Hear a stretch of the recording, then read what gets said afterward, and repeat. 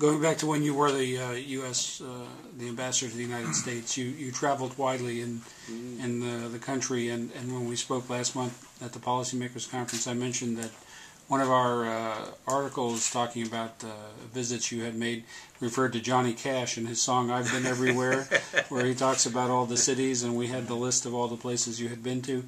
In your wide travels around the United States, is there anything that struck you in talking to Americans about their understanding or misunderstanding or appreciation or lack of appreciation of the relationship? Anything you learned from visiting all those places? Well, I think I would be repeating myself in saying that the most two qualities that I found common to all Americans when I visited them in my trips then and my previous trips in the past.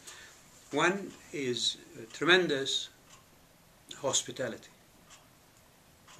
People open homes for you and invite their friends and their neighbors and put on a meal and openly discuss any matter with you.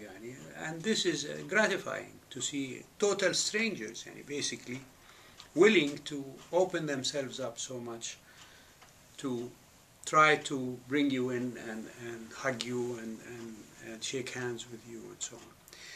And the other characteristic also, which I find very endearing in Americans and very, very indicative of, in my view, why America enjoys its predominance in world affairs, and at least until now, is the Americans' intense and avaricious curiosity about everything.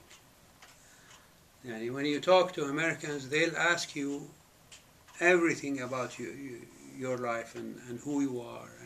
And this is within the first 5, 6, 7 minutes. Where do you come from? How do you live? How big is your family? What's your business? Are you happy? Does this place please you? Are we providing what you need? Questions and questions and questions and questions, which is also gratifying, because I think many people accuse Americans of being insincere by being very facile, and easygoing. I found it to be the opposite. Posing these questions and making the issue one of getting to know you better shows interest in you as a person and where you come from, what your culture is, and so on. So it was for me very endearing and very, very, very much a quality that I found uniquely American. I must say, I'll add to that, it's also uniquely Arab. I was thinking. When you go in the desert and meet with the Bedouin, and perhaps because of the impermanent nature of life that they lead, they have to know where you're from and what you are, and immediately, to get over any potential misgivings or risks that they may face with you. So they're equally inquisitive about you. So that another example of where we and the American people come from and agree on a specific issue like that. You don't need to be from Saudi Arabia for that to happen. I'm from New York City, okay. And I live in the country in Tennessee, and I'm always, people say, "You're not from here, are you?" And so then we go into a discussion of how I wound up. Right. Can you talk about your position here at Georgetown? What has attracted you to teaching? I know it's probably been of tremendous benefit to the students who have the opportunity to participate in your classes, and what have you learned from your time at Georgetown? Well, I was invited by Dr. DeGioia, the president of Georgetown, to be a visiting professor at the Contemporary Arab Studies Center at Georgetown. They have a grand name for it, a distinguished visiting professor.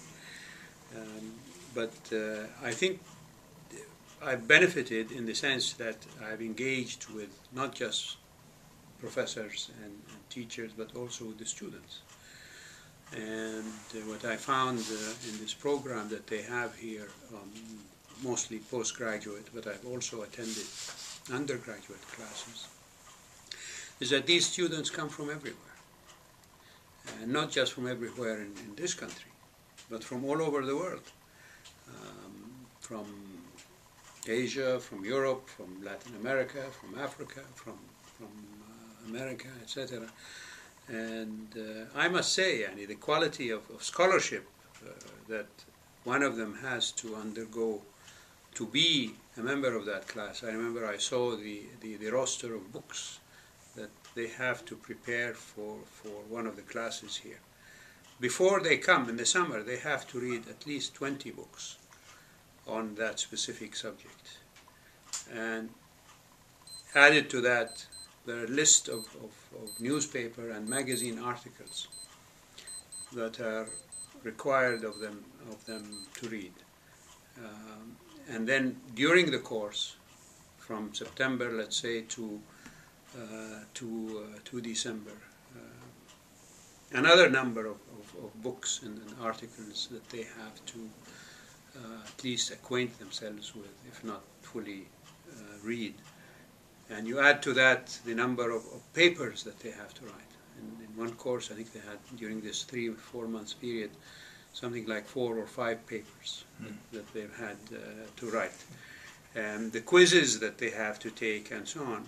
I'd never make it into quizzes. I'm not missing graduate school right now. I remember when I came to Georgetown in the mid-60s, one of the most distinguished courses at the time, particularly in the Foreign Service School, was Dr. Quigley's course, History of Civilization.